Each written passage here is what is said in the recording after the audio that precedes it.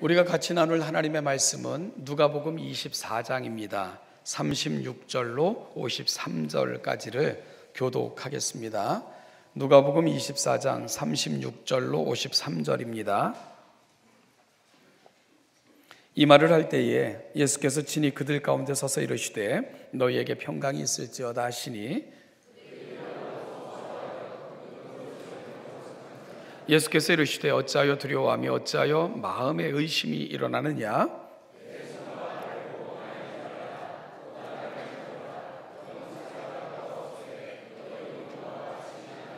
이 말씀을 하시고 손과 발을 보이시나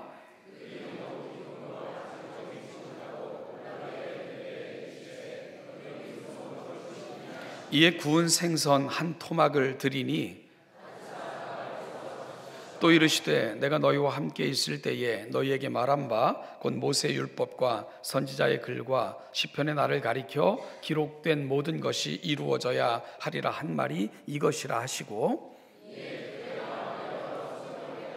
또 이르시되 이같이 그리스도가 고난을 받고 제3일에 죽은 자 가운데서 살아날 것과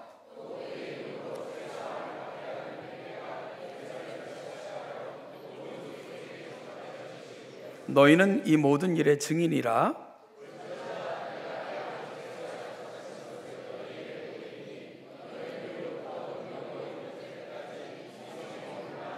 예수께서 그들을 데리고 베다니 앞까지 나가사 손을 들어 그들에게 축복하시더니 그들이 그에게 경배하고 큰 기쁨으로 예루살렘에 돌아가 하나님을 찬송하니라. 아멘. 예수님이 십자가에 못 박혀 죽으신 후 제자들이 처했던 상황을 우리가 정의해 보면 근심과 불안이라는 말이 아마 타당할 듯 보입니다. 예수님께서 죽은 것도 죽은 것이지만 그분의 시체가 없어짐으로 인하여 제자들은 큰 근심에 처해지게 되었기 때문입니다. 그리고 설상가상으로 대제사장들을 위시한 또 많은 지도자들은 그 누명을, 시체가 없어지게 된 그 누명을 예수의 제자들에게 씌웠지요. 심지어 거짓 증인들까지 사서 세우면서 예수의 시체를 예수의 제자들이 훔쳐갔다, 이렇게 소문이 나게 했던 것입니다. 심지어 이런 소문들은요, 이 복음서가 기록될 당시까지도 그렇게 전해져 있었던 증거들을 복음서 저자들이 전하고 있는 것을 보면은 이 소문이 얼마나 광범위하게 그렇게 퍼져갔는가를 우리가 알 수 있기도 합니다. 여러분, 그리고 세상은요, 죽은 자가 부활했다는 당시로서는 듣도 보도 못한 황당한 소식보다는 시체를 도적 맞았다고 하는 것이 오히려 합당해 보였던 것도 사실이겠다 싶은 생각을 하게 됩니다. 뭐 죽은 자가 부활했다 이런 얘기보다는 시체가 도적질 당했다, 독을 당했다, 뭐 이렇게 이야기하고 소문을 퍼뜨리는 것이 훨씬 더 타당하게 보이지 않겠습니까? 그러다 보니까 제자들에게는 매우 불리한 그런 상황이 임할 수밖에 없었던 것이지요. 그래서 일부는 자신의 거처를 나서지도 못한 채 은둔자의 상태로 살아가는 이들도 있었고요. 일부는 지난주 살폈던 것처럼 엠마오로 가는 제자들처럼 예루살렘을 빠져나가려 일단은 그 위험으로부터 도피하고자 시도했던 제자들도 있었던 것을 보게 되는 겁니다. 그런데 오늘 저와 여러분들이 함께 읽은 본문이 어떻게 끝나고 있습니까? 52절 53절입니다. 그들이 큰 기쁨으로 예루살렘에 돌아가 늘 성전에서 하나님을 찬송하니라. 기쁨이 도래했고 은둔했던 자들이 거처를 박차고 나와 성전에서 하나님을 찬송하는 것으로 바뀌어 있음을 소개하고 있습니다. 근심하는 공동체가 아닌 기뻐하는 공동체로, 불안해했던 공동체에서 확고한 신념의 공동체로 바뀐 것입니다. 특별히 이들이 늘 성전에서 하나님을 찬송했다, 즉 예배했다는 것은 죽으면 죽으리라는 각오로 모인 것입니다. 순교의 각오로 예배했다는 말이 됩니다. 당시 통용되던 말 중에 이 제자라는 말과 순교라는 말은 같은 개념으로 취급이 되어졌고요, 같은 개념으로 사용되어졌던 것이 그 당시 상황이었기 때문입니다. 우리는 지난 부활주일에 학습 및 입교 그리고 세례 예식을 거행했습니다. 현재 교회는 처음 미끼로 작정한 후 6개월이 지나면 신앙의 훈련을 거쳐 학습을 줍니다. 그리고 다시 6개월간의 훈련 및 교육 기간을 거쳐 세례 예식을 행합니다.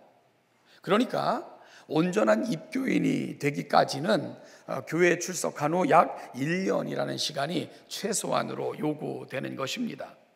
그런데 초대교회를 보면 예수 믿기로 작정한 순간 세례를 베풀었습니다. 그리고 로마서를 보면 사람이 마음으로 믿어 의에 이르고 입으로 시인하여 어떻게 됩니까? 구원에 이르느니라, 이렇게 기록하고 있습니다. 여러분, 이와 같은 사실들을 통해 볼 때에 초대교회 때는 세례받기까지 1년이라는 시간이 요구되어지지 않았고요, 예수를 입으로 시인하는 사람들은 구원받은 자들로 인정되어졌던 것이 그 당시 상황이었다 이해하게 되는 겁니다. 왜 지금과 다른 이러한 체제를 갖게 됐을까요? 말씀드린 것처럼 당시는 제자라는 말과 순교자라는 말이 일맥상통했던 시대였고요, 따라서 예수를 입으로 시인한다는 것은 순교를 각오하고 믿는다는 것을 의미했습니다. 그러니 누가 가짜로 허투루 신앙인인 척 믿지도 않는 예수를 믿는다고 입으로 시인했겠습니까? 여러분, 입으로 예수 믿는다고 시인하는 거요, 세례를 받는다는 것은 죽음을 각오하고 예수를 믿었던 것을 의미했던 겁니다. 그래서 오늘 본문에서 제자들이 늘 성전에서 하나님을 찬송했다는 말은 목숨 걸고 예배했고 핍박을 각오하고 믿었다는 것과 같은 고백적 차원을 갖고 있는 것입니다. 여러분, 오늘 우리 신앙에 대해서 참 많은 것들을 돌아보게 하는 그런 고백들 아니겠습니까?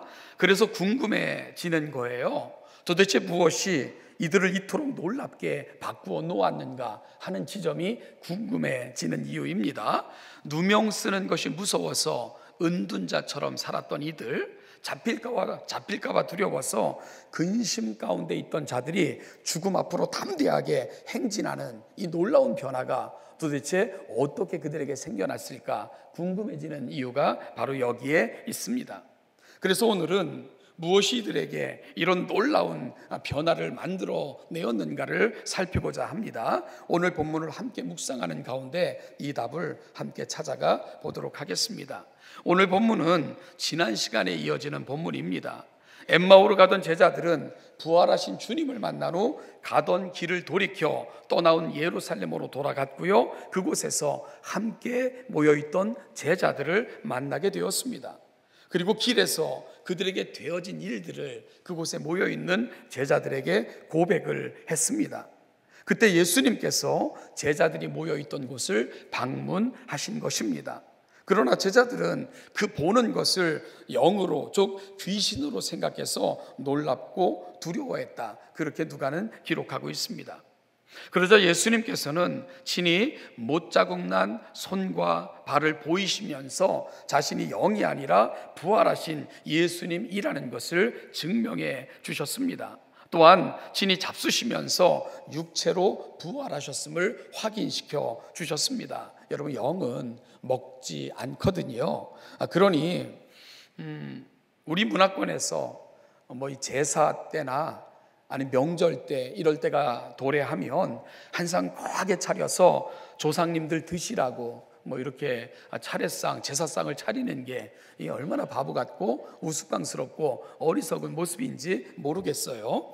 여러분, 식사 후 예수님은 제자들 곁에 오래 머무시면서 성경에 말씀하신 바 자신에 관한 것들을 자세히 설명하셨습니다. 그러자 설명을 들은 제자들은 비로소 이 모든 일들이 이미 예언되어졌고요, 이루어진 모든 사실들이 성경대로 이루어지고 있다는 것, 그리고 이루어졌다는 것을 확인하게 됐던 것입니다.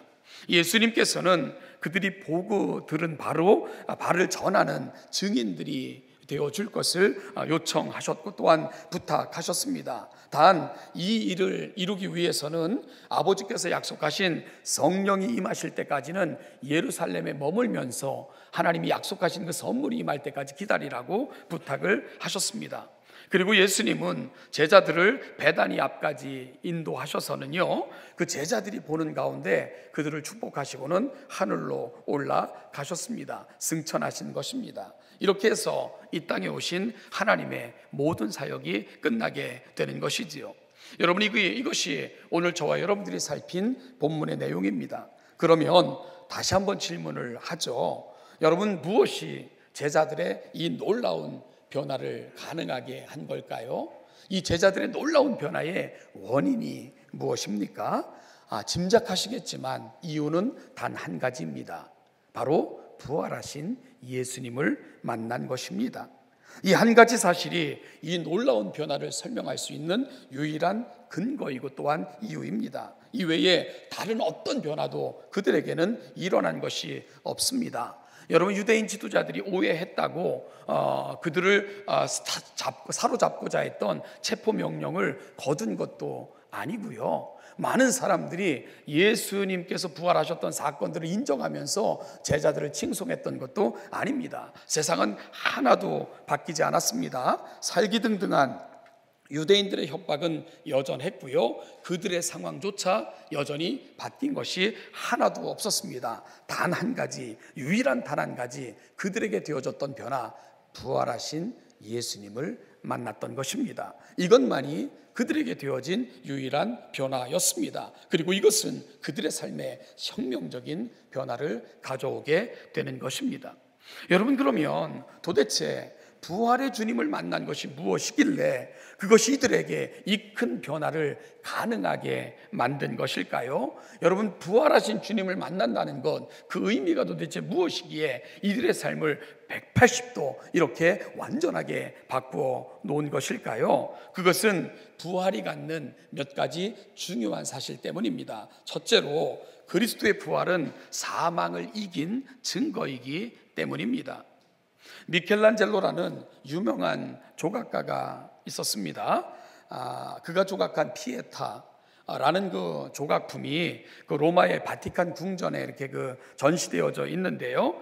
그 작품은 그 제목이 시사하는 바와 같이 십자가에서 죽으신 예수님의 시체를 성모 마리아가 품에 안고 있는 모습을 조각한 것입니다. 물론 그런 일은 벌어지지 않았지만 그와 같은 것들을 상상하며 그 예수님의 그 아픔과 죽으심을 어머니의 마음으로 이해하고자 그런 조각을 미켈란젤로가 했던 것이지요. 그런데 여러 해 전에 이탈리아의 어떤 정신병자가 그 조각을 훼손시키는 사건이 발생합니다. 그러자 이탈리아는 또다시 많은 경비를 들여서 보수하였고, 그래서 지금은 그곳을 방문해 보면 유리 상자 속에 그 조각품이 전시되어져 관광객들을 맞이하고 있습니다.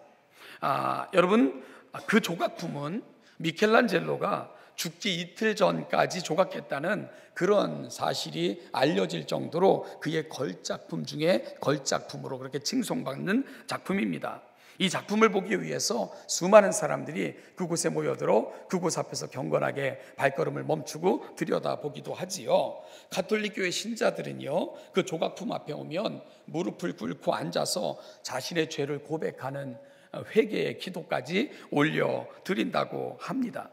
여러분, 참으로 아름다운 모습임에는 틀림없지만 만약에요, 그 작품의 모습처럼 예수님이 십자가의 죽으심으로 그의 일생이 끝났다면 우리가 믿는 기독교는 생명의 종교가 결코 될 수가 없습니다. 다른 종교와 마찬가지로 슬픔의 종교요, 결국은 태어나서 나이 들면 병들고 죽음으로 끝날 수밖에 없는 것, 그것이 바로 인생이 가야 하는 유일한 자리일 것입니다. 그런데 예수님께서 십자가에서 죽으셨을 뿐만 아니라 사흘 만에 부활하셔서 죽음을 정복하심으로 이 놀라운 사건이 저와 여러분들 가운데 이루어졌다는 것을 그분은 부활을 통해 확인시켜 주셨던 것입니다. 따라서 기독교는 죽음으로 끝나는 종교가 아니라 죽음 이후에 더 찬란한 생명, 사망을 정복하신 그분으로 말미암아 주어지는 영원한 생명이 있다는 것을 그분은 부활을 통해 저와 여러분들에게 확인해 주신 것입니다. 영국의 유명한 설교자인 스펄전 목사가 하루는 새장 속의 새를 괴롭히는 그 불량 소년을 보게 됩니다. 그래서 그 소년에게 물어봤어요. 너도 대체 저 새를 어떻게 하려고 하니? 그러자 이 소년은 짓궂은 표정을 지으면서 이렇게 대답했습니다. 괴롭히다가요 죽일 거예요. 죽을 때까지 괴롭힐 거예요. 이렇게 대답을 하는 거예요. 그러자 스펄전 목사는 그 소년에게 내가 $2를 스펄전 목사가 활동했던 당시니까 $2면은 작은 돈이 아니었겠죠. $2를 주면서 그 새를 나한테 팔아라 이렇게 요청을 하니까 어차피 장난으로 한 거니까 기꺼이 그 새를 스펄전 목사에게 팔았습니다. 스펄전 목사는 돈을 주고 그 새를 사서는 새장에서 그 새를 꺼내 날려 보내 주었습니다. 이틀 후 바로 부활주일이었는데요. 스펄전 목사님은 그때의 경험을 생각하며 이런 설교를 하셨어요. 마귀는 인간을 괴롭히다가 죽이려고 했습니다. 그러나 하나님께서는 독생자를 내주는 엄청난 값을 지불하고 우리를 자유케 하셨습니다. 이것이 바로 십자가와 부활이 갖고 있는 의미입니다. 십자가는 우리를 죄로부터 해방시키는 사건이고 부활은 우리를 영원한 생명으로 초청하신 하나님의 놀라운 선물입니다 라고 그 사건을 들어 스펄전 목사님은 십자가와 부활을 설교하셨습니다. 그래서 사도 바울도 부활하신 주님을 만난 후 이렇게 외칠 수 있었던 거죠. 사망아 너의 쏘는 것이 어디 있느냐? 우리에게 이김을 주시는 하나님께 감사하고 그의 이름을 찬송하노라 외칠 수 있었던 것입니다. 죄의 싹은 사망이지만 하나님의 은사는 그리스도 예수 우리 주 안에 있는 영생이라고 사도 바울은 강력한 외침으로 모든 세대에게 이 복음을 전할 수 있었던 것입니다. 예수 만났을 때에 부활을 경험했을 때에 그는 사망이 우리 가운데 틈탈 수 없다는 것과 영원한 생명이 주어졌다는 것을 강력하게 선언할 수 있었던 것입니다. 한때요 이 석가모니의 뼈가 발견됐다는 그런 기사가 난 적이 있습니다. 그러자 인도를 위시한 불교 국가에서는 한동안 매우 떠들썩했었고요. 석가모니의 이 유명한 뼈들은 잘 진열되어 수백만 인도 사람들의 경의 속에 시가행진을 벌이기까지 했습니다. 많은 사람들은 시가행진을 벌이면서 지나가는 석가모니에 발견되어졌다는 뼈 앞에 엎드려 절하며 경배하며 또한 그 앞에 온갖 찬양을 올리기도 했죠. 그것을 지켜보던 한 선교사가 그의 친구에게 이런 말을 했대요. 만약 저들이 예수 그리스도의 뼈 하나라도 발견할 수 있었다면 기독교는 가짜가 되고 말았을 것이다. 이런 말입니다. 성도 여러분, 기독교는 그들처럼 죽은 자를 믿는 종교가 아닙니다.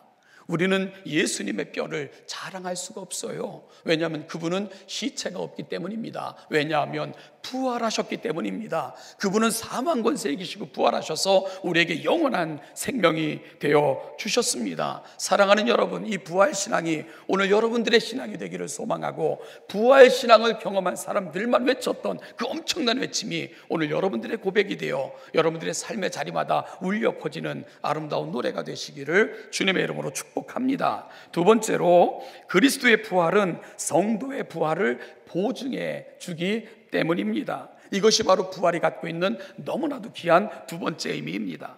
사랑하는 여러분, 그리스도의 부활이 없으면 성도의 신앙은 헛것이 됩니다. 예수님이 부활하기 전에는 부활이라는 것이 존재하지 않았습니다. 어떤 사람도 부활한 적이 없습니다. 그래서 많은 성경의 학자들은 예수님의 부활을 부활의 첫 열매가 되셨다고 그래서 선언했던 것입니다. 그리고 예수님의 부활이 중요한 것은 첫 열매는 또 다른 열매를 기대케 하기 때문입니다. 첫 열매는 또 다른 열매가 맺혀진다는 것을 확증해주는 사건이기에 예수님이 부활이 중요한 것입니다. 즉 주님의 부활은 그분 안에 있는 우리의 또 다른 부활을 보증해 주고 있는 것이지요. 사실이요, 예수님을 따르던 제자들도 예수님이 부활하리라고는 전혀 기대하지 않았습니다. 물론 주님은 이 평소에도 그 제자들에게 또한 그를 따르는 많은 사람들에게 십자가 사건과 그리고 부활이 있을 것을 여러 차례 말씀하시기는 하셨어요. 그런데 그 말이 어떤 의미를 갖고 있는지 그들은 잘 몰랐던 것 같아요. 왜 그런 줄 아십니까? 사람들은 갇혀 있거든요. 내 경험 속에 갇혀 있고 내 지식의 한계 속에 늘 갇혀 있게 됩니다. 그런데 그 전까지 부활이라는 것, 죽은 자가 살아났다는 것 경험해 보지 못했거든요. 그와 같은 것들을 듣도 보도 못했거든요. 그러니 예수님이 아무리 말씀하셨어도 그 말을 듣는 사람들은 그 말이 갖고 있는 정확한 의미에 대해서 이해하지 못하였던 것입니다. 그리고 인간은 스스로 부활할 수도 없지요. 그래서 예수님을 따라다니던 도마라는 제자는 예수님이 부활하셨다는 소식을 듣고도 예수님의 손바닥과 허리에 나 있는 창자국에 자기의 손을 넣어 찔러보기 전까지는 도저히 믿을 수 없었던 것도 그런 인간이 갖고 있는 지식과 인식의 한계 때문에 그랬을 것입니다. 베드로와 요한도 여러분 막달라 마리아와 다른 여자들이 전해주었던 부활의 소식을 듣고도 바로 믿지 못했습니다. 심지어 무덤까지 달려가서 시체가 없어졌다는 것을 확인하고도 그들은 부활을 확신할 수 없었습니다. 엠마오로 가던 제자들, 그들도요 예수 쫓아다니면서 죽음과 부활에 대해서 들었던 사람들이었을 것입니다. 그런데 막상 그 사건이 발생하자 그들은 믿을 수 없는 마음으로 고향으로 돌아가는 아버지 그 힘없는 발걸음을 옮겼던 자들이 바로 또한 엠마오로 가고 있었던 제자들의 모습이었습니다. 여러분, 많은 사람들이 예수님의 시체가 없어졌다는 것을 전해 주었음에도 불구하고 이 소식을 전해 들은 사람들은 아무도 부활을 확신하지 못했습니다. 그러자 예수님께서 그들 곁으로 직접 찾아가신 것입니다. 그리고 못자국 난 손과 못자국 난 손을 보여주시고 발을 보여주시고 옆구리를 보여주시면서 본인이 분명히 말씀하신 대로 살아났다는 것을 증명해 보여주셨던 것입니다. 예수님의 부활은 역사상 처음으로 발생한 바로 유일한 사건이었기에 사람들은 믿을 수 없었지만 예수님의 부활 사건은 그 어떤 것보다도 확실하다는 것을 예수님은 성경을 통해 그리고 이미 말씀하신 모든 것들이 이루어지고 있다는 것을 증명해 보이셨던 것입니다. 사랑하는 여러분, 그리스도는 죽은 자들 가운데 살아나신 잠자는 자들의 첫 열매가 되셨습니다. 만약 예수님의 부활하시기 전에도 이와 같은 많은 사건들이 있었다면 예수님의 부활은 별 의미가 없었을 것입니다. 왜냐하면 예수님의 부활은 특별한 것이 아니기 때문입니다. 그러나 하나님이 우주 만물을 창조하신 이래 인간들 세계에서 죽었다가 살아난 이는 단 한 번도 없었습니다. 오직 예수님만이 죽음을 이기시고 부활하셔서 첫 열매가 되셨고요, 그 예수 안에 있는 모든 자들에게는 또 다른 부활에 대한 보증이 되어 주셨던 것입니다. 예수님은 십자가 위에서 모진 고난과 고통을 당하시고 죽으셨습니다.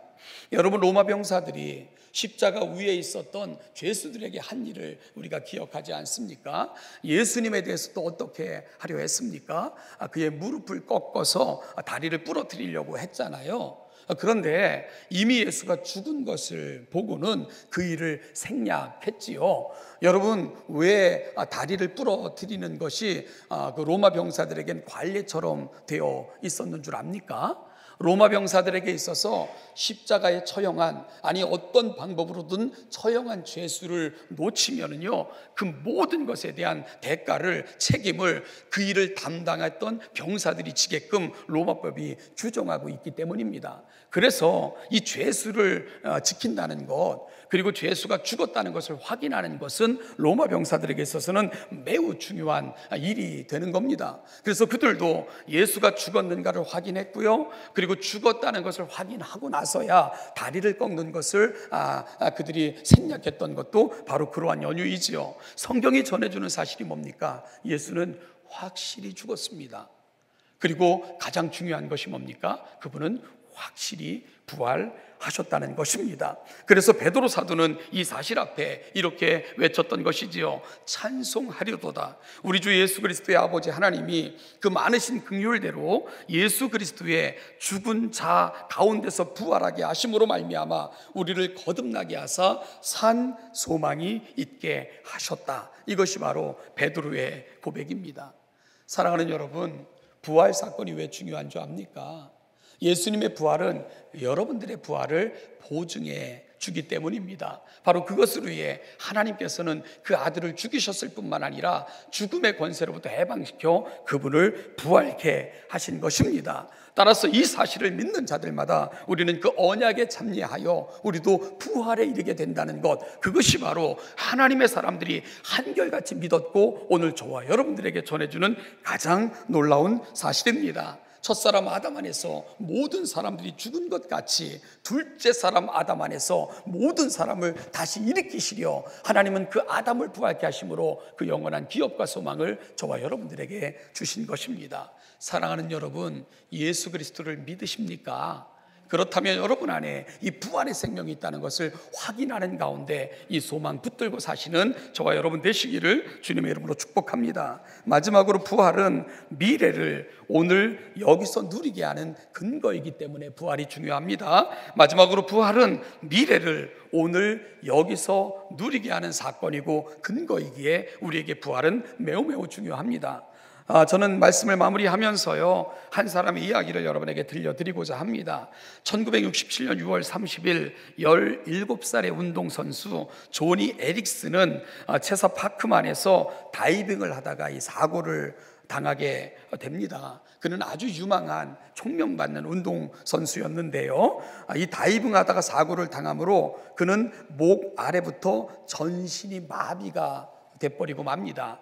그녀는 이 일을 통해 쓰라림, 좌절, 원망, 분노, 심지어 자살하고 싶은 충동까지 느낄 정도로 인간이 느낄 수 있는 모든 절망을 하나하나 경험할 수밖에 없었습니다. 그런데 여러분, 그녀 곁에는 참으로 좋은 사람들이 있었어요. 그녀의 어머니, 자매들, 친구들, 그들이 바로 그녀의 열렬한 동역자들이 되어 주었던 것입니다. 얼마 전에 우리 청년들과 대화의 시간을 가졌어요. 대화의 시간을 가졌을 때 우리 청년들의 질문 중에 이런 질문이 있었습니다. 어렵고 힘든 친구들을 위해서 우리가 해줄 그 어렵고 힘든 이런 상황 가운데 처해 있는 사람에게 가장 중요한 것이 뭐겠는가, 이런 류의 질문이었어요. 그때 제가 우리 청년들과 나누었던 말씀이 그겁니다. 그럴 때 여러분들이 중요하다고. 그래서 하나님께서는 교회를 공동체로 허락해 주신 거라고. 사랑하는 여러분, 어렵고 힘든 상황에 처해 있으면 우리는 쉽게 정죄하거나 아니면 그에게서 뭔가 잘못된 점을 찾으려고 해요. 뭐 그렇게 살더니, 그렇게 신앙생활하더니, 그렇게 하면서 우리는 그 원인을 그에게 돌려 마치 그렇지 않은 나는 조금 더 의로운 것처럼 자랑하고 싶은 것이 어찌 보면 못된 인간의 모습일 수도 있겠다는 생각을 해봅니다. 그런데요, 여러분, 하나님이 우리를 교회 공동체로, 교회 가족으로 부르신 이유가 뭔 줄 압니까? 아프고 힘들어하는 사람이 있으면 달려들어 싸매어주고 달려들어 고쳐내라고 하나님은 저와 여러분들을 공동체로 부르신 것입니다. 바로 조니 에릭슨에게는 이 좋은 공동체가 있었던 것이지요. 그의 부모, 자매, 친구들이 열렬히 그를 후원하기 시작을 했습니다. 그를 위해 기도했고요, 그리고 그를 도와줬고 그와 함께하면서 어려움을 이길 수 있도록 그렇게 배려해 주었습니다. 그런 열렬한 후원을 통해서 점차 깊은 좌절의 블랙홀에서 그녀는 빠져나올 수 있었지요. 여러분, 그녀는 목 위만 살아있는 상태였어요. 그녀가 입으로 그림을 그리는 법을 배우기 시작을 했습니다. 그리고 장애를 가진 사람들을 후원하는 모임도 만들었고요. 그리고 그 변화의 중심에는 그녀가 고백하는 것처럼 하나님의 말씀인 성경이 있었다는 것을 그는 간증을 하는 모든 자리에서 한결같이 고백을 했습니다. 여러분, 그 조니 에릭슨을 붙들어줬던 그 희망이 뭔 줄 압니까? 바로 부활에 대한 희망이었습니다.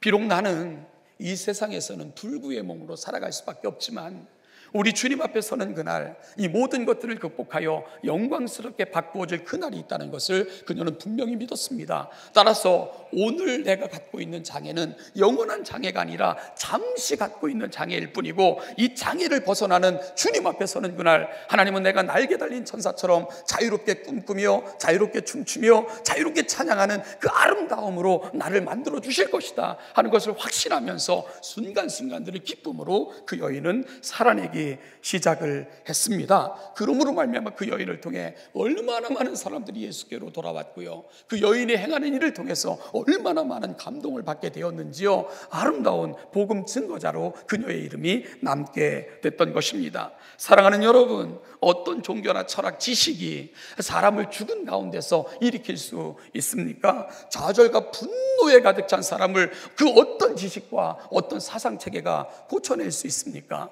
여러분, 유일하게 우리를 고쳐낼 수 있는 유일한 사실이 있다면 우리에게 부활의 소망이 있다는 것입니다. 우리는 이 땅을 때로는 어렵고 힘들게 살아가지만 이것이 다가 아니라 찬란한 미래를 준비하시고 오늘 그 미래 가운데서 오늘을 살아내게 하시는 하나님의 놀라운 역사, 바로 부활이 오늘 저와 여러분들에게 있다는 것, 예수님의 부활 사건은 이 사실을 저와 여러분들에게 강력하게 말씀해 주고 계신 것입니다.